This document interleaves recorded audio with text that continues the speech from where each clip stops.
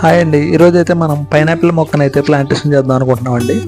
అయితే ఇదిగోండి చూడండి, పైనాపిల్ పైన ఉన్నటువంటి ఈ మొక్క మనం డైరెక్ట్గా ప్లాంటేషన్ చేసినట్టయితే మొలవదండి. దీన్ని ఒక 3 days నుంచి 4 days వరకు వాటర్లో ఈ విధంగా మునిగేటట్టుగా పెడితేనండి, చూడండి అక్కడ వేర్లు వచ్చాయి ఆల్రెడీ. ఈ విధంగా వేరు వేస్తూ వస్తుందండి. ఈ వేర్లు వచ్చిన తర్వాత దీన్ని మనం కనుక ప్లాంటేషన్ చేసుకున్నట్లయితే 10 నుంచి 15 రోజుల్లో మొక్క గ్రోతింగ్ అయితే కనిపిస్తుందండి.